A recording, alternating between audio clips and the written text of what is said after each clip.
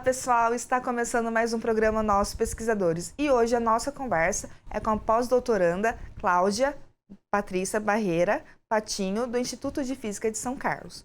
Cláudia, conte um pouco da sua trajetória acadêmica. Tá.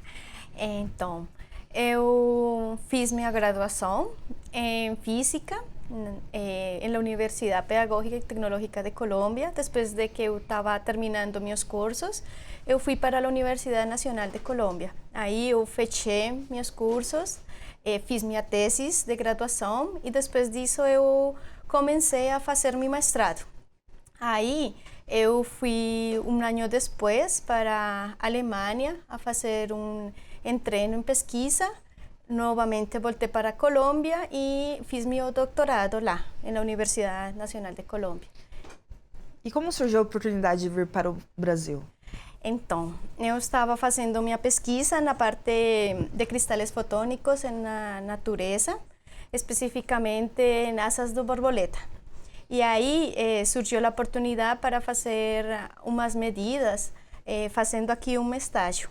Eu contactei o professor Vanderlei e ele deu a oportunidade para mim para vir e fazer esse estágio aqui, foi muito legal. Eu vim com uma bolsa do Programa Latino-Americano de Física, que tem a Sociedade de Física Brasileira. E aí eu conheci o grupo, mas eu estive só por 3 meses. Aí eu consegui fazer minhas medidas ópticas, eu trabalho a parte experimental e a parte teórica do sistema das asas das borboletas, e aí a gente conseguiu fazer depois umas medidas muito legais que ajudaram muito para a minha tese. Foi a parte ótima aí e eu consegui fazer direito.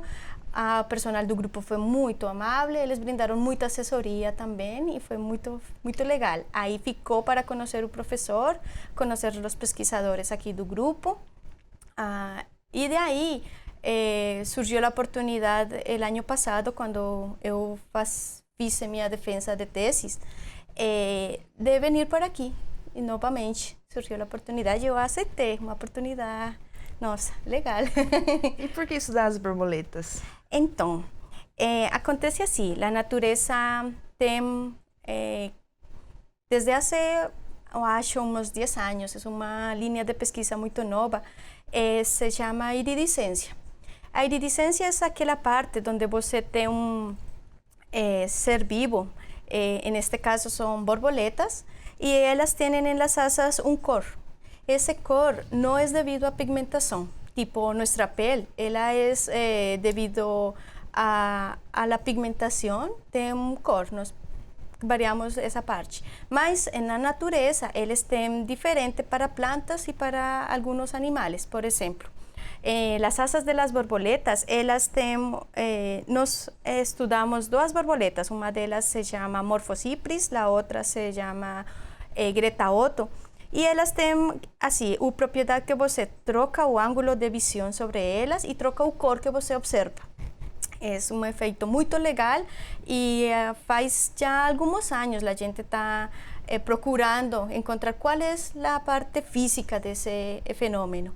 Aí, o que eu fiz foi o seguinte, então, a gente precisava caracterizar qual era o tamanho dessa estrutura.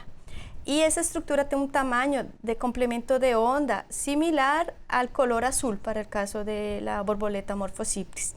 E para o caso da borboleta Greta Otto, ela é muito legal porque ela não tem pigmentação. As asas dela são transparentes. Então você consegue olhar por meio dela, né? Não dá para você ver um pigmento e assim, mas você consegue olhar o color estrutural dela. E aí surgiu a oportunidade, agora que se está fazendo uma união entre a parte teórica, que são os cristais fotônicos, e a parte óptica, que seria o efeito da iridescência mesmo. Essa é a sua atual pesquisa? Então, essa foi a primeira parte da pesquisa. Agora, nós estamos interessados em um efeito que vem da parte eletrônica da física, do estado sólido, que se chama o fenômeno de localização de Anderson. Então, a minha atual pesquisa é sobre a localização de Anderson em cristais fotônicos naturais. E o que seria a localização de Anderson? Tá, então, Quando a gente estava assim, falando da parte da fotônica e todo o que tem que ver com cristais fotônicos, o que a gente está procurando é encontrar como o sistema físico faz interação com a luz. ¿Sí? Então, todos nós, por exemplo, nossa pele interactúa com a luz, toda a natureza. As plantas, por isso, têm color, o color que a gente observa das plantas viene por reflexión. ¿Tá? Você consigue olhar, por exemplo, o verde, devido a que esse é o color que a planta reflexa. A folha reflexa esse color. Mas para o caso de las borboletas, elas têm uma propriedade, e é que ela tem arranjo periódico, e você consegue tirar essa estrutura, fazer uma simulação dela e encontrar a relação com a parte óptica. Mas a localização de Anderson tem que ver mais como essa estrutura você pode trocar aleatoriamente a parte do intercâmbio entre a estrutura periódica e a desordenada, que a gente chama desordenada. Mas na verdade é uma aleatoriedade entre essas capas que nós estamos trabalhando. Então, a localização de Anderson é assim, um efeito no qual, se você, por exemplo, está em espaço periódico, se você se para em qualquer ponto, você vai olhar as mesmas coisas para qualquer direção. Mas quando você tem alguma impureza, algum desordem dentro da estrutura, então aí já você consegue olhar, aqui temos alguma parte que está trocando. E essa é uma parte onde a gente pode, como são ondas, ficar localizando uma onda, tem uma localização que pode ser forte, pode ser débil, dependendo do defeito da estrutura. E para analisar, é preciso da fotônica. É mesmo, assim, por que da fotônica? Porque assim, quando você está trabalhando com a parte de estado sólido, então essa parte trabalha com estrutura atômica. Mas quando você está trabalhando com fotônica, você trabalha com estrutura fotônica. E o que é a estrutura fotônica? Então, aí você já não está considerando eletrões, sino a interação de fotões, partículas de luz, com a matéria.